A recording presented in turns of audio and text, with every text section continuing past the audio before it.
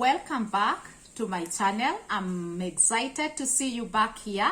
Remember, here is where we talk about leadership, we talk about relationships, we talk about business, we talk about generally our life. And I am so, passionate about talking about life transformation. So every time I talk about life, I'll be talking about my experiences and a few things that I have learned on how to change my life to what I want to see. Because remember, when there's a disconnect between what you want to become and what you're doing right now, then that's where we get defeated. But once we learn to align our activities, to align our thinking, to align, our character and whatever comes from within us, then it is when we will see our lives transform to become exactly what we want to see. And as leaders, remember, you cannot be depending on other people to be able to be able to dictate what your life will become. You have a vision, you have dreams, you have your goals, you have everything cast out, knowing where you are going. So what do we do now to align these goals, these visions, these dreams, this, that which we want to see in our lives come true? How do we do that? And number one is powerfully using the power of thoughts. Using the power of thoughts. And our thoughts are so powerful. Whatever we are seeing currently in our lives is as a result of the thoughts that we have been thinking. Because what you constantly think about, it is what exactly you become. So we are therefore better off utilizing the power of our thoughts or our thoughts as a tool for a life transformation. And I believe you don't want to transform your life to the negative. You want to transform your life to the positive. And therefore, negative thoughts should never have a place in our minds. So we should always be watching. What am I thinking about? Is it aligning to what I'm becoming? Then, because they will come, because we're in this life, these negative thoughts will come. But how do you now not entertain them? Or how do you now channel your mind to think in alignment to that which you want to see? You channel them to better align to the person you're becoming. Then number two, living in the present. Living in the present. So you see, the present is the field of life, where life unfolds. Like now, when you're watching me here and you're not distracted, this is the present. And this is where life is unfolding. So try and think, even when you're taking that cup of tea, or you're sipping your juice, or you're sipping your water, that present moment is a field where life is unfolding.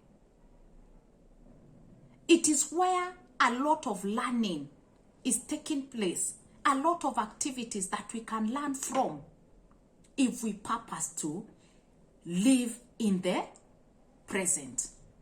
So, yet, why do we even avoid then being in the present? And how do we avoid? We avoid by lamenting about our past, living in it, lamenting over and over, ruminating over and over about our past. Or even, you're so worried, anxious about your future. And remember, future is never guaranteed. Your now is what is guaranteed. So also some of us miss it because they are so, worried about even now. Worried about now, what is not happening.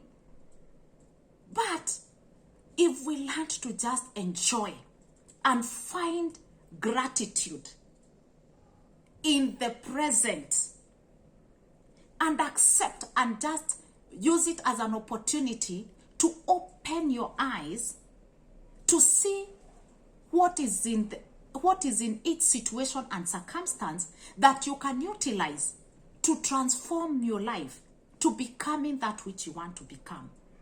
Then the power of the present will take you to the next level of life. So practice to be in the moment. And how do we do that? It's so simple. It's like when you're reading a book, for example, be in that book. Put yourself in the shoe of the author of the book. Try to visualize, try to imagine, try to let the sounds of the written word start to, fill you, start to enter you, so that you actually are able to even absorb what that author or writer of the book intended for you to get from the book. So you just practice to be in the moment. And you have many things that you can do. If you are at the gym exercising, it's not time to receive calls. It's not time to gaze and wonder about tomorrow that has not come. Enjoy your exercise. Enjoy every deep breath.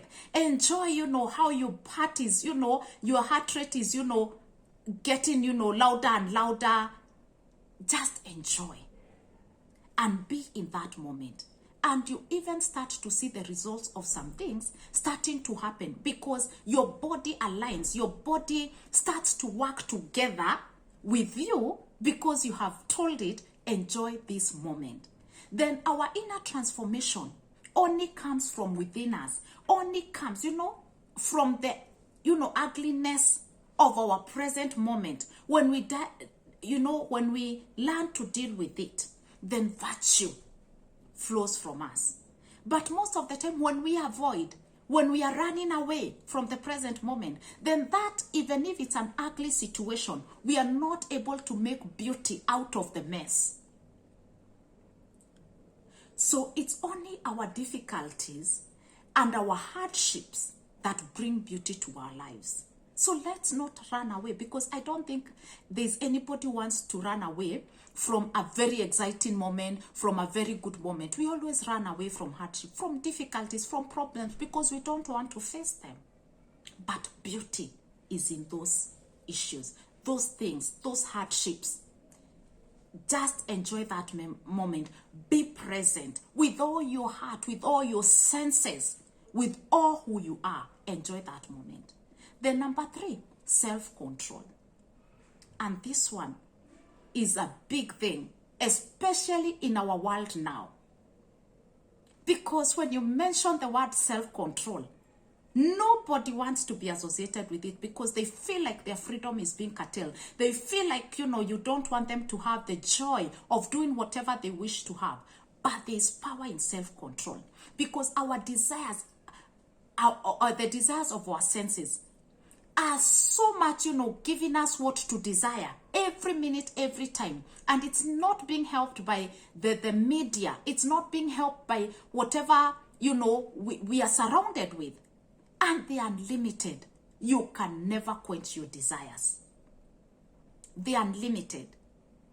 And the moment you start to feel in the temptations that come your way, they start tiny. You start to fulfill them. But every time you fulfill, they create a greater demand for you to fulfill that desire. So it's only in fulfilling that desire that is aligned to what you're becoming, then you should fulfill that desire. And it is not fulfilled by, being sensual, being sensual about it. No. Elimination. Self-control is eliminating sensual desires. It's not in its fulfillment, because the moment you start to fulfill, the moment they multiply, the moment you get out of control. And who wants to be out of control of their lives? Who wants? We don't want that. I also don't want. I want to feel that I'm in control of my life. I want to feel that I'm keeping my senses in restraint. And for example, I was just here maybe doing great work, doing my work that I'm supposed to do. Then my notifications come. And I want to know what's happening. We call it FOMO. FOMO. Fear of not missing out. So what are you going to do? You stop what you're doing, you jump to your notifications. And that distracts you. That makes you go away from what you had intended to do. So what am I saying?